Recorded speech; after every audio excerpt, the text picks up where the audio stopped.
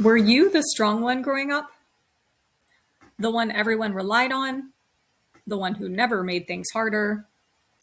The one who learned very early that your job was to hold everything together? A lot of people who grew up in that role become extremely capable adults, but they also become something else: hyperindependent.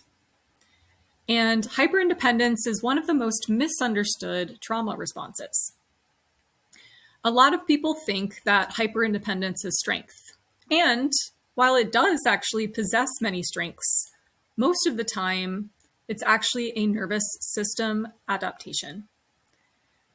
Being the strong one sounds like a compliment on the one hand, but on the other hand, psychologically, it often comes with a hidden cost.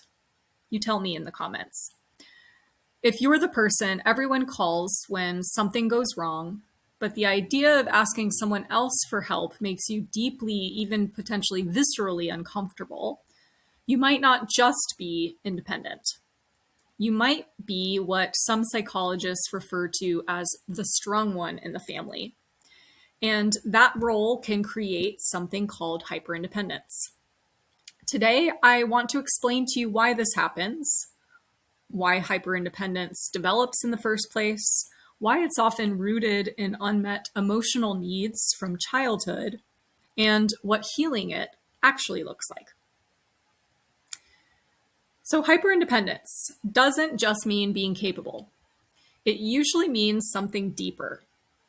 People who grew up adopting this role often notice patterns like feeling uncomfortable relying on others, compulsively solving problems alone or independently, having a very hard time asking for help, feeling like their needs are too much, or feeling intense guilt when someone does actually take care of them. A lot of people describe this feeling as, if I don't handle everything myself, things are just going to fall apart. Or even, I'm really the only one that I can rely on. And what's most important to understand here is this kind of mindset or these kinds of beliefs likely didn't come out of nowhere. When you deeply explore early learning experiences that shape these beliefs, it actually all makes sense and is adaptive when considering the context.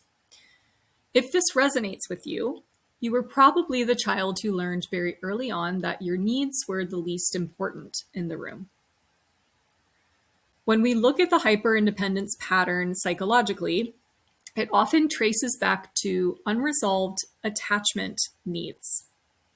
When a child's emotional needs are consistently overlooked, minimized, or otherwise met with unavailability, the child then adaptively learns a very powerful lesson. I have to take care of myself. Not because the child wants to be independent, though, but because independence becomes the safest, most adaptive option available. Over time, the nervous system then adapts. Instead of expecting support from others, the child learns to rely entirely on themselves because that's the safest, most reliable option.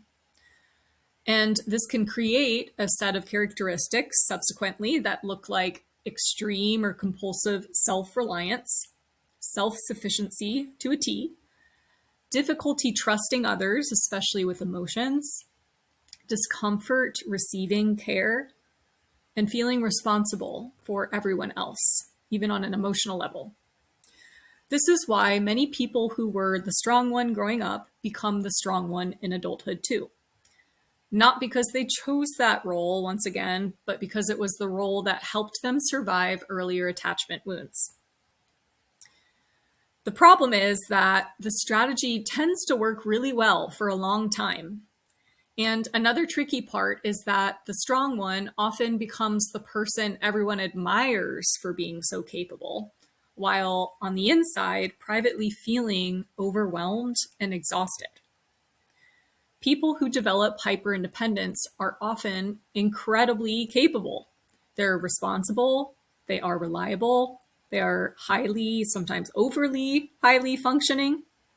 But eventually, that is accompanied by a crash because carrying everything alone usually creates a cycle that looks like this: overfunctioning, leading to burnout, leading to resentment, and then leading to guilt.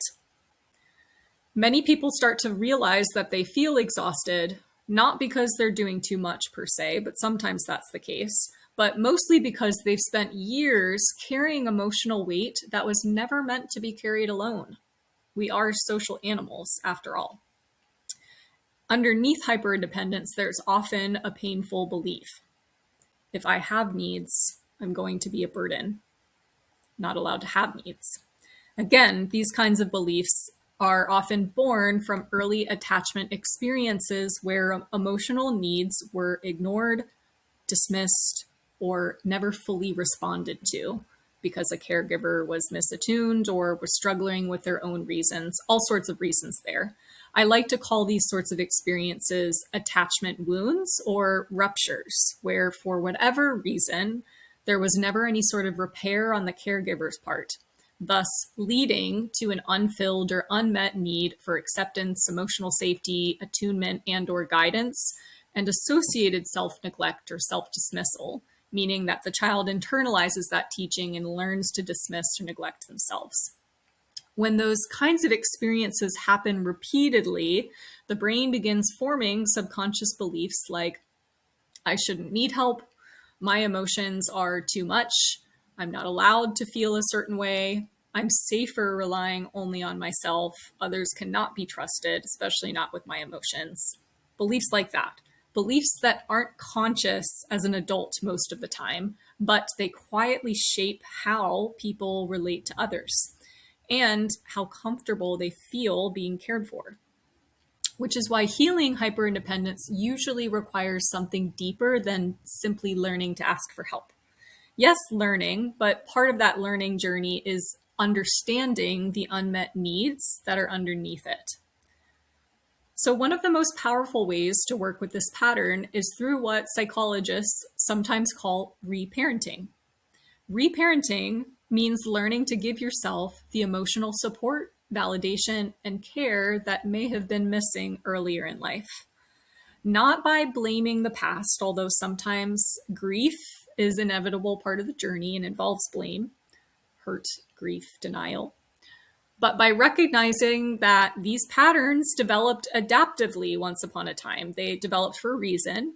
And when people begin exploring the roots of their hyperindependence, they can start to identify and recognize and process the attachment wounds underneath it, shift beliefs about emotional needs, which is a journey in and of itself involving lots of learning that it's safe and okay to feel, and gradually learn that connection and support can be safe.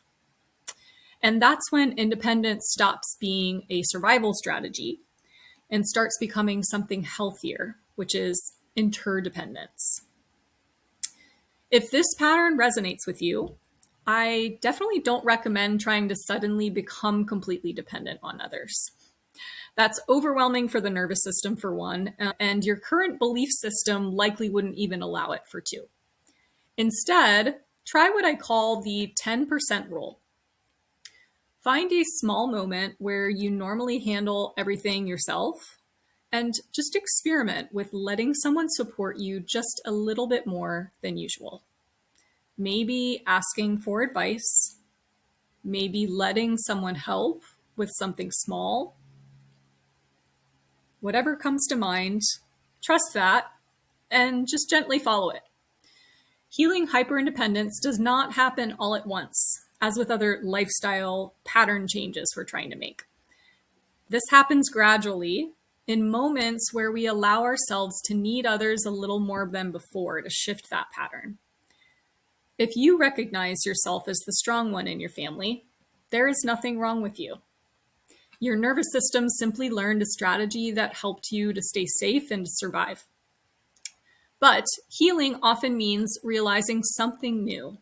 You do not have to carry everything alone anymore.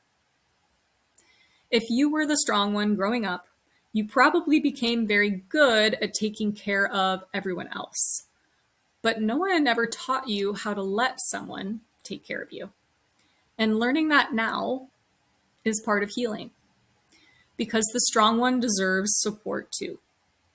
Were you the strong one in your family? And if you're interested in learning more about how childhood experiences shape adult emotional patterns and how reparenting can help you build emotional security, that's exactly what I explore here on this channel, as well as in my reparenting course linked in the description. So if any of this resonates with you, consider subscribing for more weekly reparenting tools.